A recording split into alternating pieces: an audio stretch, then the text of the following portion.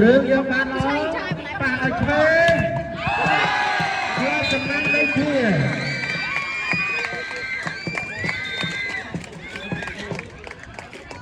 ជាឡាយថាដល់រឿងសំដោះដូរកីឡាករយើងបាក់ឈឺថាយូរហើយអត់ដល់មួយខូចដល់មួយผมจะต่อช่วยมึงมาทำยังไงយ៉ាទីខាបាទចេញពីរស្មីតាពាន់ដោយប៉ាសើតម្រឿងយកបានលើកឲ្យស្នាមលើកឲ្យស្មាត់ផងពេជ្រពួនល្អណាស់បាទអូយបានរងរឿងទៅទីណា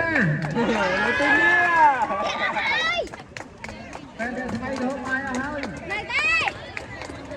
នៅទីនេះគ្រូណែនេះ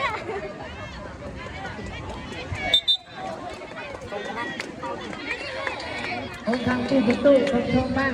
អូកណាក់ជួយបាល់លឿនឡើងណារុនលឿនរុន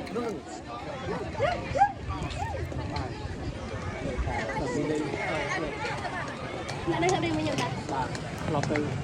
បាទគណៈនេះបន្ទូស្មើគ្នាបាទបន្ទូ6 6ស្មើមួយឲ្យបាទចេញក្រៅ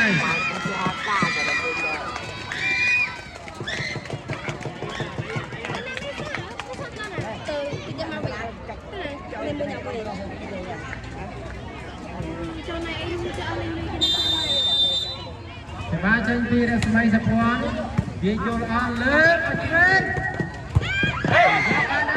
ចូលអាចចេញក្រៅបាទសំតាយទូបានទៅរងរឿងក្នុងមុខក៏សំទោសស្មើគ្នា7ស្មើបានហើយយើងដាក់ទៅឯងនេះទៅបាញ់មួយឲ្យប៉ះឲ្យឆ្វេងរងរឿងចូលវិញបានរងរឿងផ្ដាច់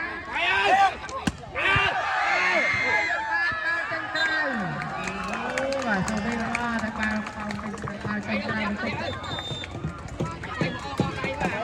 សម្រាប់ចែកទេលើកទី1